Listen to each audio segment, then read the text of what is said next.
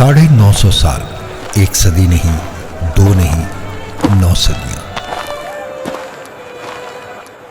हज़रत नूह अलैहिस्सलाम अपनी कौम को पुकारते रहे, मगर उन्हें जवाब में क्या मिला? तमस्खुर, तंज और कानों में उंगलियां। हक की आवाज़ से वो लोग दूर भागते रहे, और जब जुल्म हद से बढ़ गया तो आसमानों के मालिक ने फैसला सुना दिया।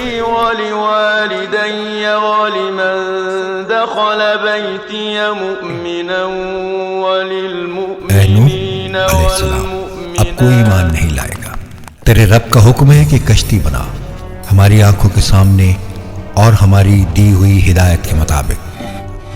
सहरा के बीचों बीच जहां मीलों तक पानी का नामो निशान न था, वहां रब के हुक्म से कश्ती की तामीर शुरू हो गई। लोग गुजरते, कहे लगाते, आवाजें कसते, ऐ नूह, अब तू नबी से बड़ा ही बन गए हो, यहां कश्ती कहां चलाओगे? जमीन पर कश्ती कैसे चलाओगे? लकड़ी का हर तख्ता एक हुक्म था और हर कील एक गवाही कि ये महज कश्ती नहीं, ये निजात का वाहिद जरिया है। आप उन लोगों की बातें सब्र से सुनते रहे, क्योंकि आप वो देख रहे थे जो वो अंधी कौम नहीं देख पा रही थी। 3 मंजिलें, हजारों खाने और अल्लाह का ये जहाज ज़मीन की सबसे बड़ी पनाहगाह बनने वाला था। फिर वो दिन करीब आया जब आसमान का सुकूत टूटने वाला था और ज़मीन का सीना फटने वाला था। निशानी ज़ाहिर हुई। एक तंदूर से जहां आग जलती थी, अब वहां पानी का फव्वारा उबल रहा था। हुक्म हुआ, नूह, हर जानदार का एक एक जोड़ा अपनी कश्ती में सवार कर लो। दोस्तों, कुदरत का करिश्मा देखिए कि खूंखार दरिंदे और मासूम परिंदे सब एक ही कतार में चले आ रहे थे। वहशी जानवरों में कोई खौफ न था, जैसे वो जानते हों कि बाहर मौत का रक्स शुरू होने वाला है।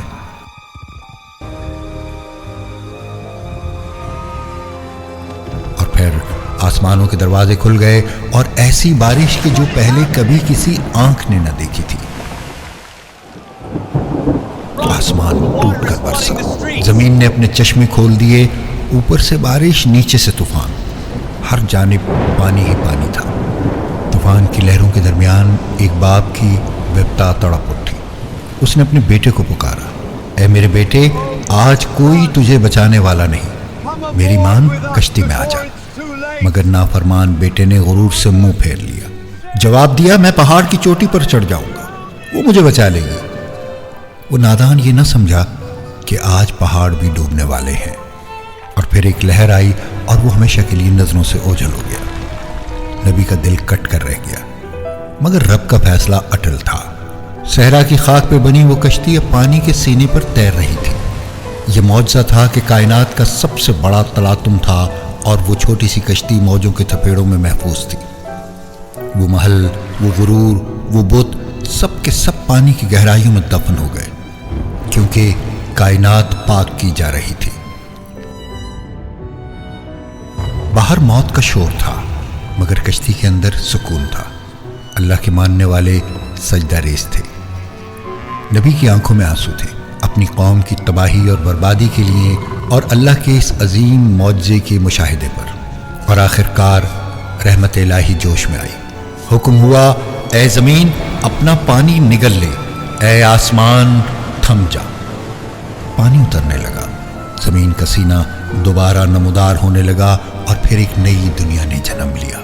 और वो कश्ती जौदी पहाड़ पर जा ठहरी, गोया जिंदगी का सफर दोबारा शुरू होने को था।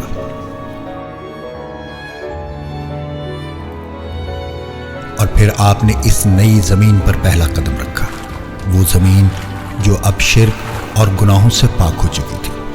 परिंदे चहचहाने लगे, जानवर अपनी मंजिलों को दौड़ पड़े और जिंदगी दोबारा मुस्कुराने लगी। मुट्ठी भर लोगों ने शुक्राने का सजदा अदा किया, क्योंकि ये नई इंसानियत की पहली सुबह थी। आसमान पर कौसो क़ज़ा चमक उठी, जैसे अल्लाह की तरफ से सलामती के वादे पर मुस्कुरा रही हो। मिट्टी से हरियाली फूटने लगी और तबाही के बाद तामीर का आगाज हो गया। आपने इन्हें सब्र और तौहीद का सबक दिया, वही सबक जो 950 साल आप अपनी कौम को देते रहे। जौदी पहाड़ पर वो कश्ती आज भी अल्लाह की एक निशानी है, उन लोगों के लिए جو غور کرتے ہیں۔ آپ کا مشن پورا ہوا، آپ نے انسانیت کو تباہ ہونے سے بچا لیا۔ حضرت نوح علیہ السلام کو آدم الثانی کہا گیا کیونکہ آج ہم سب انہی کی نسل سے ہیں۔